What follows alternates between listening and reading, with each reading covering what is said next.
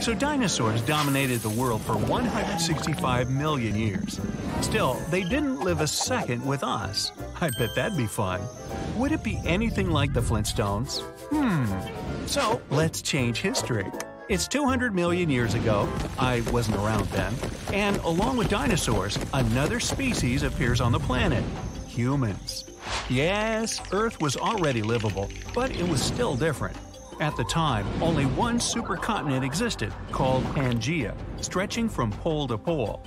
It was surrounded by one existing ocean, so North America was right here. Eurasia is up in the north and on the right. Right underneath North America is South America. On the right of South America, it's Africa. Underneath it, there's Antarctica, Australia, and India. Yeah, it was this far away from Eurasia, and unlike today, it was a pretty cold place. It's not that easy for a human to live on the planet. Early days are scary. There's some huge but nice dinosaurs that eat only trees and leaves, and they're no threat. But there's others too, and they're predators.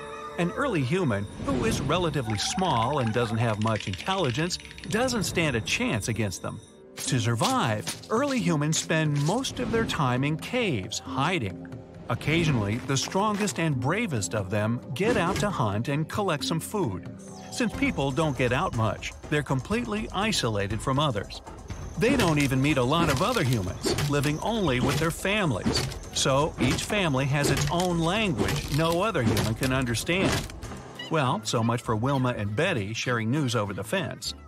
It's not so easy to live in isolation because you don't learn from each other. Only together, exchanging experiences and ideas, can we create something new. So, people were stuck in their caves. North America starts drifting apart from the rest of the continent. It moves about 1 inch per year, but 100,000 years later, the distance becomes too big to overcome and humans get separated. Not that they really care about it. They live like that for another 5 million years, slowly evolving separately but simultaneously. But then, something happens. One day, some early human sharpens a rock.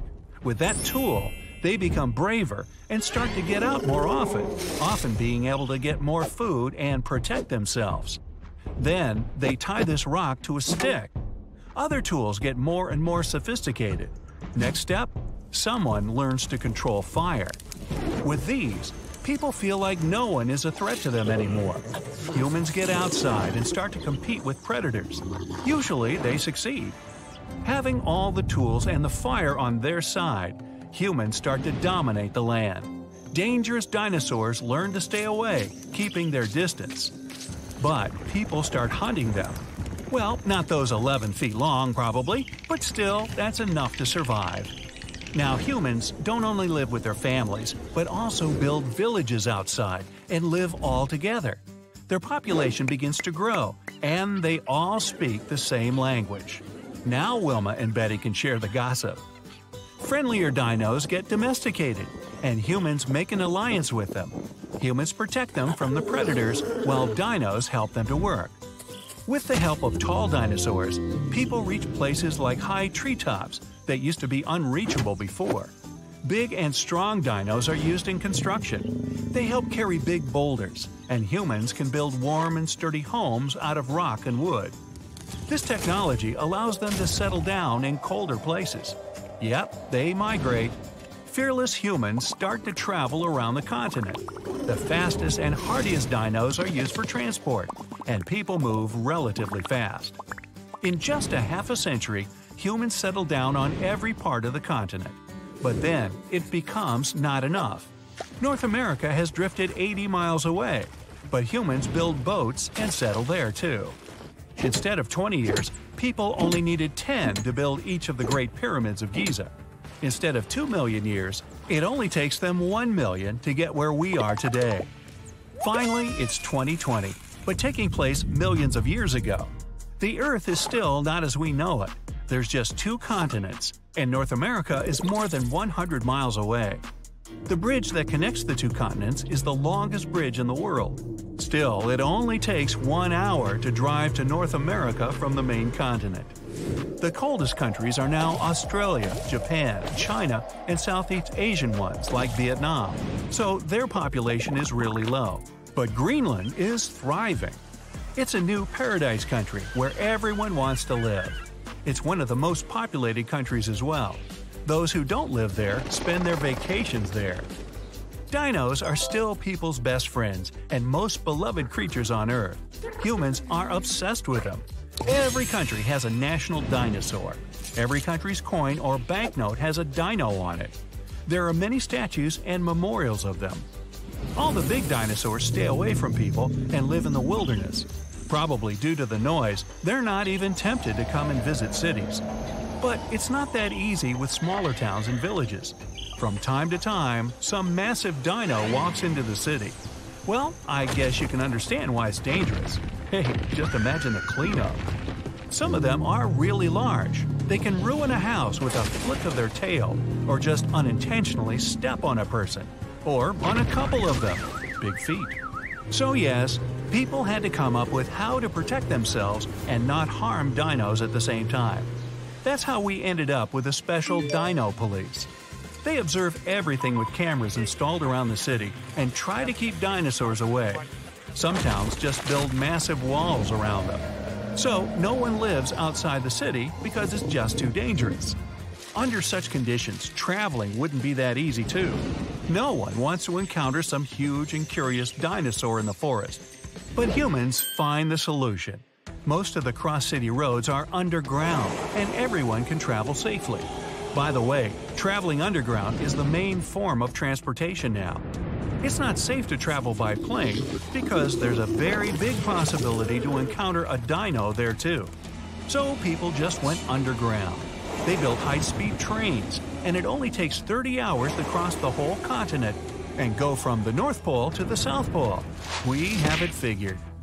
But even though humans are trying to be respectful towards dinosaurs, we still cause a lot of trouble to them. And unfortunately, the population of the dinosaurs goes down, and many species going extinct. Scientists estimated that in a couple of decades, the population of dinosaurs will be 100 times smaller. So, saving the dinosaurs is one of the main environmental agendas in the world. To prevent this from happening, national parks are founded all over the world to protect dinos and their natural habitats. Vast parts of land are recognized as environmental heritage and can't ever be exploited. Smaller domesticated species stayed among people. 80% of the planet's human population have some dino as a pet. The most loved ones are Abrictosaurus and Tyrannosaurus, and there's a never-ending debate over who is better. Abrictosauruses are 4 feet long, weigh 100 pounds, and are very loyal and funny. Tyrannosauruses are just a bit smaller, but very independent and usually behave like they're the kings of the house. But of course, these are not the only ones. There are many more of them, both flying and non-flying. For any taste, even the weirdest one. People that live in the suburb can afford to have even more dinos, many of which are way bigger. They're used to help with the housework, construction, and farming. There's even an international holiday called Dino Day, which is celebrated in every country. People dress up like their favorite species, making dino-shaped cookies, and take their dinos to the fair. In the evening, everyone watches the dino race on the TV. Watching a live competition is actually very easy to do, because the maximum time difference across the countries is just 6 hours. The competition takes place every year, and the winning dinosaur becomes the Dino of the Year. All the money collected that day goes to the campaigns that prevent their extinction, because dinos are humans' best friends. You know, when someone says dinosaur, a picture of a giant, scary monster mostly pops up in our brain. Even their name means terrible lizard in Greek. Yup, some of them definitely incited fear and trembling whenever they went. But not all dinos that used to walk, fly, or swim were gigantic. Plenty of them weighed less than 130 pounds. Some were the size of today's pigeons. Mouse, fox, deer, giraffe, elephant, whale, modern animals come in different sizes. But out of around 700 known dinosaur species, there's a big gap between gigantic and those smaller ones. No middle-sized dinos documented or found. Big carnivores such as T-Rex ruled the earth. Smaller dinosaurs could hide when they saw them coming, but middle ones wouldn't stand a chance. Even if they somehow managed to run away, the juveniles of these biggest predators would come after them. These dino teens acted like a species of their own.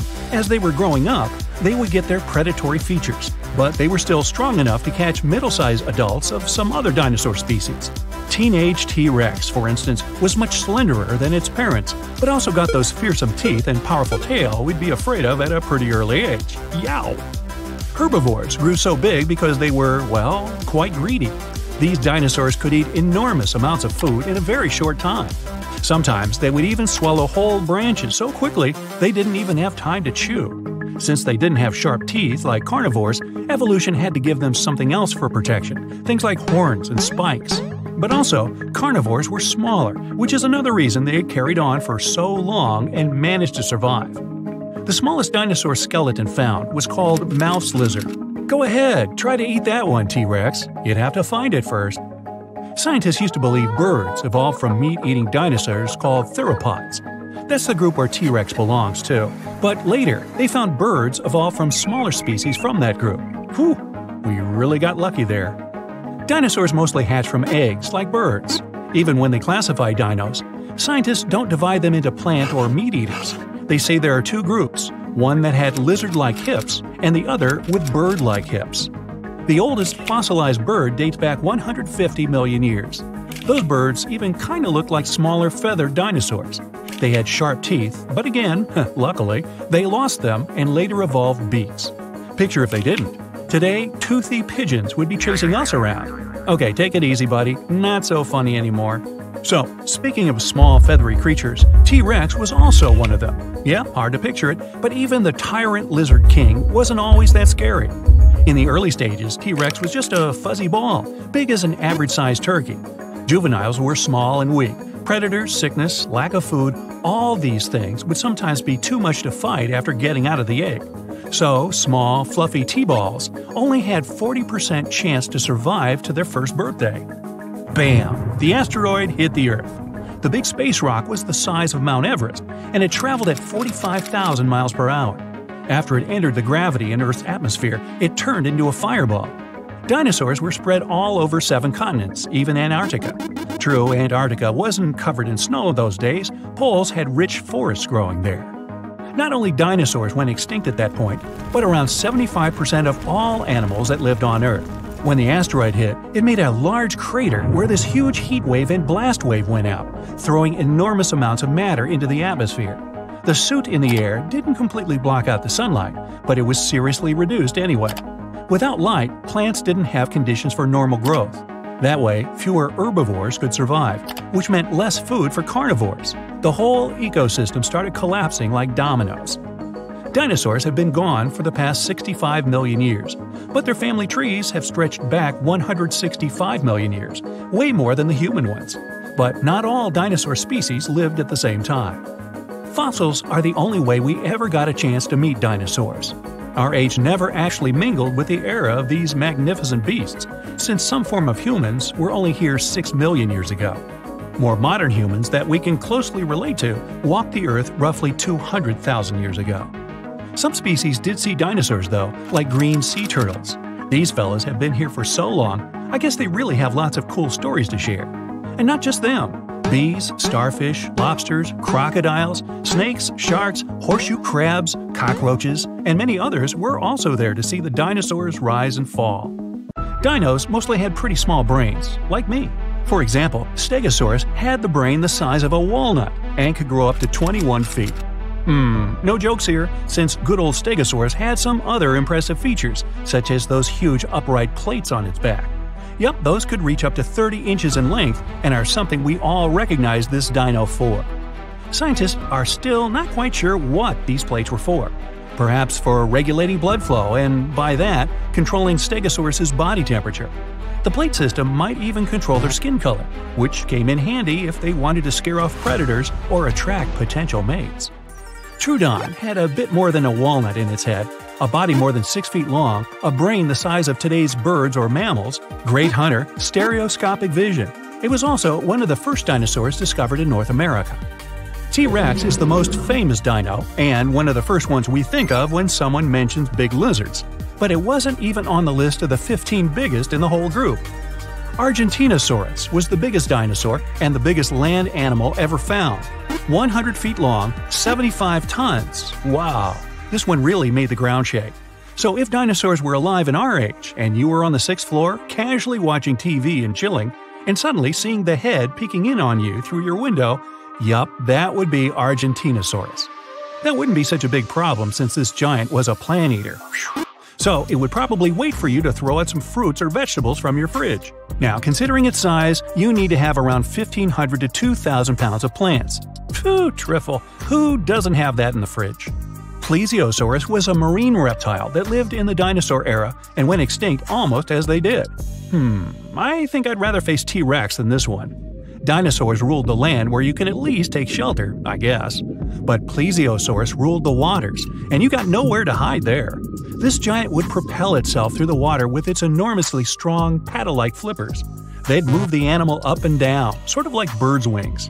So, if we'd give away some titles, this one, Suchosaurus, would be promoted to the weirdo of the dino group. It looked like a huge rat with a very furry body. Its look suggests it could be related to today's ground sloth. For a long time, scientists thought dinosaurs were cold-blooded, like lizards, snakes, and other reptiles. Later on, another research came in, and it turned out they were more of warm-blooded animals, something like mammals. In 2014, scientists finally settled that dinosaurs were mostly mesotherms. That means they were somewhere in between. Scientists observed fossils found in ancient rocks to find out when some animal lived and how it behaved. Most of the fossils found were from dinosaurs that lived near water. Water covers their remains with mud, keeping them buried deep below. Not many fossils have been found in mountains or deep in jungles. Even before dinosaurs, there were some pretty scary reptiles.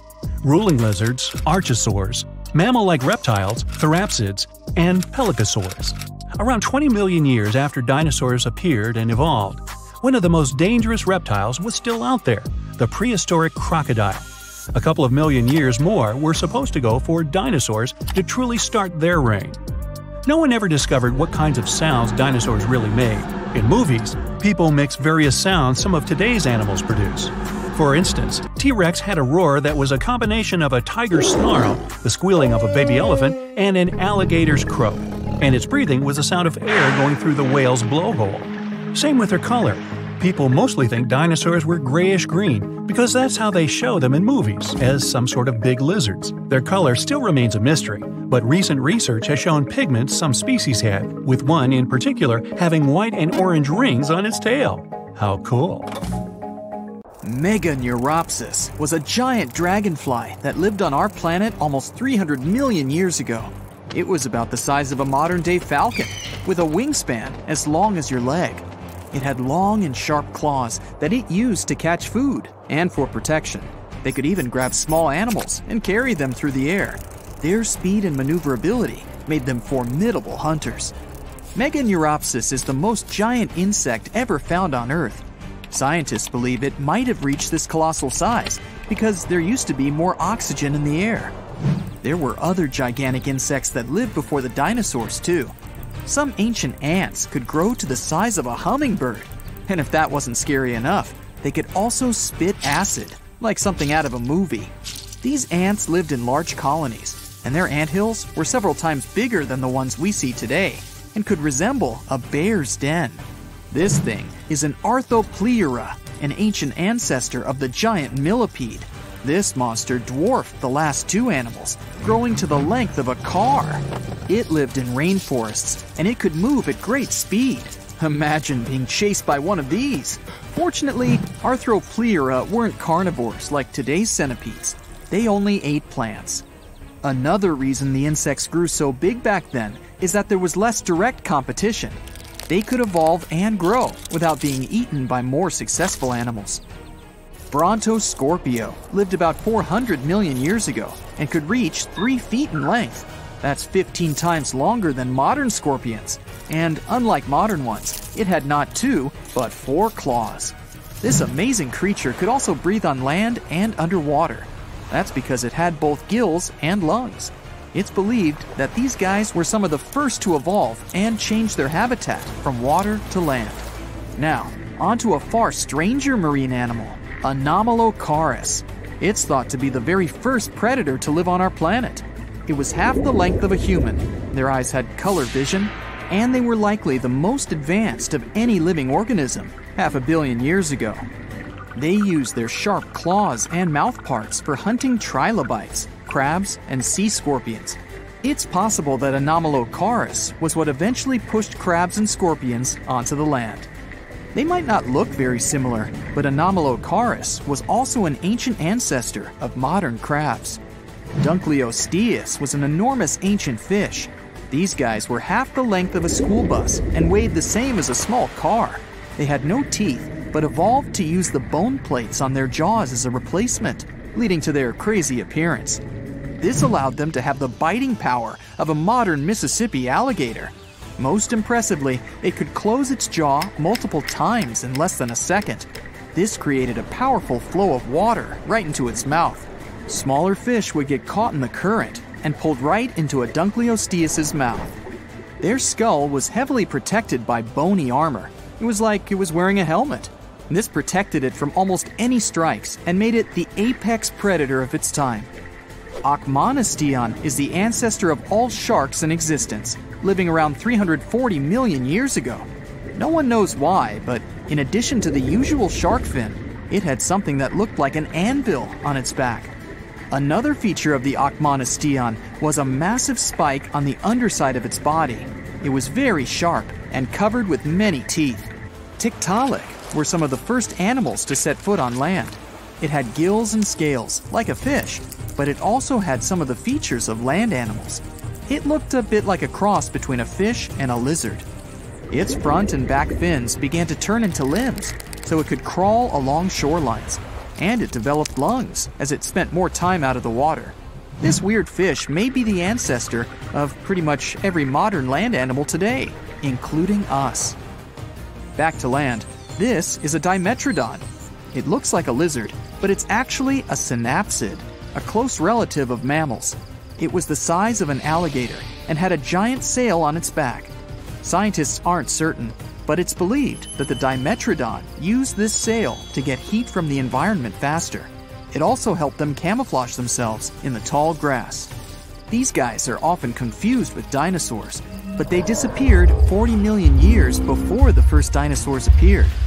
Over time, synapsids evolved into full-fledged mammals, and if we go further down this chain, we'll find out that humans evolved from these guys too.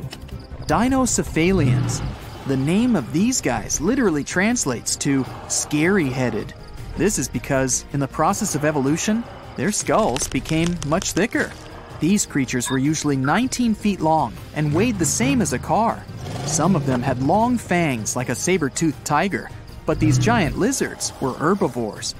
That doesn't mean that they were completely peaceful and docile, though. Scientists believe they fought within their species. They smashed their heavy foreheads into each other, like rams do now. Dinocephalians existed at a time when all our continents were still connected in a supercontinent, called Pangaea. Gorgonopsia looked a little like Dinocephalians, only these guys were carnivores. They were about the size of a wolf, but they spent a lot of time in water too. They usually lived on coastlines and could dive into the sea looking for food. They were also the first predators that could run fast. This is one reason why Gorgonopsia ruled the world about 265 million years ago. Later, these species mysteriously disappeared, leaving the dinosaurs to dominate the Earth. The cause of the mass extinction about 240 million years ago is unknown, but the second event that caused the extinction of 95% of all living organisms on Earth was a giant meteorite. The oldest tree remains are 385 million years old. Archaeologists found them inside a rock, where there were traces of the roots of many species of trees. These ancient trees evolved and began to turn the carbon dioxide in the air into oxygen. Gradually, they created the atmosphere we have now. This is the oldest winged insect in the world, Rhyniognathus. It's about 400 million years old, and there's still debate about the way it lived. Supposedly, It fed on plants, but it also might have eaten other animals. The oldest species of millipede is Pneumodesmus pneumani. It may have been the first living organism to breathe on the barren Earth around 400 million years ago. This little guy was only as long as a seed, but we only have one fossil, so they might have grown a bit bigger. Pneumodesmus might be a distant relative of all the millipedes and centipedes that exist today. The farther we go back in time, the more bizarre the living organisms look. 480 million years ago, Agirocassis coasted through the ocean. For its time, it was the largest animal on the planet, reaching 6.6 feet in length. Fortunately for other sea creatures, it wasn't a scary hunter. It ate the same way that the blue whale does today, swallowing loads of water so it could catch all the tiny things living in it. Dickinsonia lived 550 million years ago. These floating ovals varied a lot in size. Some could be the size of a fingernail, while other species were as big as a kitchen plate. The largest Dickinsonia may have been as wide as a stingray. These animals are so primitive that they didn't even have a skeleton. Some scientists thought it wasn't even an animal, but a fungus. But that was later disproven. Charnia was another animal that scientists originally thought was a plant. They believed that it was just the leaf of something like a fern. They realized that it was an animal when it was found that Charnia lived deep underwater, where photosynthesis is impossible. These guys swam near the bottom of the sea and fed on nutrients from the water. Instead of a traditional digestive system, these things had filters. They ran water through them to catch food in it, like the Agirocassis. The first living organism is thought to have appeared about 4.2 billion years ago. When the oceans first formed, they were filled with things needed for life to exist. Under high temperatures, this matter began to interact and join together, forming the first living organism. This is why we look for planets with liquid water. We know life on Earth started with water, so many people believe that water is the most important factor in the origin of life. Boom! An explosion of supersonic waves, interplanetary heat, dust, fumes. The Earth's atmosphere has been invaded by a cosmic rock the size of Everest. A few seconds ago, this rock, weighing trillions of tons, was hurtling towards Earth. It could fly from New York to Anchorage faster than you could fry yourself an omelet. This monster's name? The Chicxulub Incident. Epic name, right? 66 million years ago, it crashed into the Earth. Back then, dinosaurs ruled the planet, but not for long. The epic collision took place in modern Mexico, in the Yucatan Peninsula, right near Cancun, where the dinosaurs were vacationing. Well, probably not. Still, the huge space rock hit the ocean, but even all that water couldn't stop the inevitable. The collision caused a huge amount of energy to be released. The horror on a planetary scale had begun. Imagine a mini-sun lighting up the surface of the Earth with tsunamis the height of the Statue of Liberty bursting from the epicenter of the watery impact. Not good. The blast blew through the surface of the Earth. It was as hot as an oven and burnt everything in its path. The impact provoked a colossal earthquake and serious volcanic activity. A bunch of volcanoes simultaneously released hot lava and ash into the prehistoric skies. Millions of tons of ash and soot poisoned the air. This formed a huge ash cloud in the atmosphere, which blocked out the sun's rays for several years.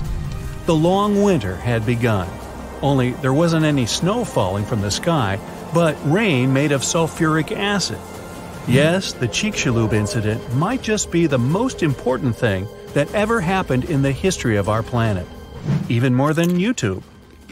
Back then, there were loads of volcanic eruptions, a lot of flammable oxygen in the atmosphere, constant temperature changes. It was the perfect and worst time for all of this to go down. So, how are we so sure about all this? Well, the asteroid left an absolutely huge crater on the planet's surface. Today, this scar is hidden under the Gulf of Mexico. Scientists found a lot of places on Earth with abnormally high levels of iridium. This metal is very rare on Earth, but it's in a lot of asteroids that scientists have examined. Scientists studied some 66 million-year-old rocks. In the layers of rock, they found dust. the same dust that comes from asteroids. This could only have happened if a huge asteroid had crashed into Earth. The catastrophe led to the extinction of not only the dinosaurs, but also the asteroid. It was so hot at the point of impact, part of the asteroid just disappeared. A lot of water vapor and carbon dioxide shot up into the atmosphere. But the biggest problem, sulfur. It got kicked up by the asteroid impact and flew up into the air.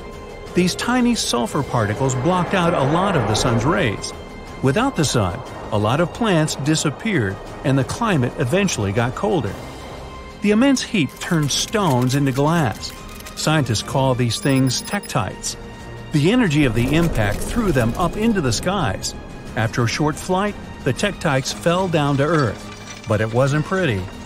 Rain fell too, only instead of drops of water, you'd have seen hot glassy fireballs. They bombarded the planet's surface for days. The tektites set fire to everything. Scientists found evidence of this all over the world, not just near the collision site.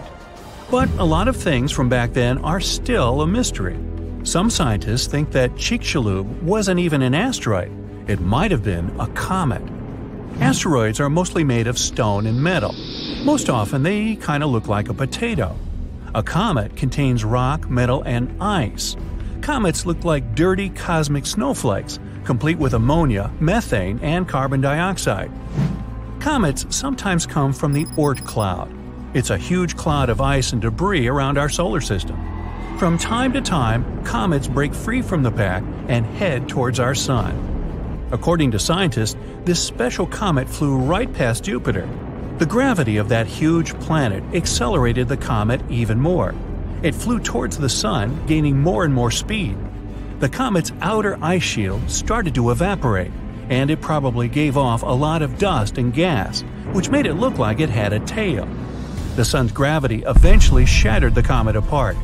One of the fragments flew through space and crashed into the Earth 66 million years ago. So, asteroid or comet? The truth is, we'll never know. What we do know is that the Earth was seriously unlucky to be in its path, and it was never the same again. The catastrophe stopped the development of 75% of life on Earth. Some bigger marine animals, like crocodiles, turtles, and fish, survived the impact.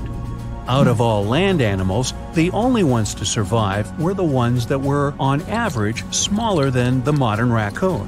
That includes a bunch of special species of dinosaurs, the ancient ancestors of birds. Scientists believe they survived for two reasons. After the huge impact, it took a long time for plants to start growing again, and a lot of animals didn't survive. Most remaining animals didn't have enough food. But these dinosaurs had a beak. With its help, they could split open nuts and dig seeds out of the soil, so they survived. The second reason is that these lucky guys had bigger brains. Some people think that they were able to cooperate with each other and quickly adapt to the new conditions. Other life forms survived too. Fungi and mold survived underground and underwater. Gradually, the darkness cleared away, and ferns began to take over the lifeless landscape. After a few thousand years, forests started to reappear. The animals that survived were pretty much all inconspicuous and small creatures. They lived in burrows, safe from all that hot ash. Before the collision, mammals had lived in the shadow of dinosaurs. But with all the dinosaurs suddenly gone, things were about to change. Mammals were able to take over. They began to dominate life, at least on land. Back to the moment when everything changed. Turns out, it wasn't the size of the asteroid that made it so powerful. It was more about the angle in which it hit the Earth. If the angle of impact had been different, the dinosaurs might have even survived the catastrophe. So, what would that have looked like? Well, let's travel back, way back. Oh no, there's a giant asteroid heading for Earth. Oh, wait, never mind. It missed. Whew. There are plenty of earthquakes, tsunamis, and volcanic eruptions every day, but dinosaurs don't mind that much. No big deal. Fast forward a few million years, and most of these ancient lizards have changed and are now unrecognizable. Thanks to a couple of ice ages, many dinosaurs are now totally covered with feathers to protect them from the cold. Mammals exist, but they're few and far between. You see a lot of bats in caves. There are tons of rat-sized rodents in the forests. During the day, they hide in the undergrowth or in burrows. At night, they go out in search of food. There are no horses, no elephants, or other large mammals. Why become large and eatable when there are so many dangerous reptiles with huge fangs around? There are no whales in the sea. Parrots, hawks, and pigeons are nowhere to be seen. But pterodactyls 2.0 whiz past you constantly. Some are about the size of a helicopter, while others are no larger than a swan. There are plenty of primates, but they're in no hurry to climb down from their trees and walk on two legs. No venturing out into the savannah, no evolution into Homo sapiens. In this alternate reality, open spaces are very dangerous. But then again, so are forests and trees. Nowhere is safe.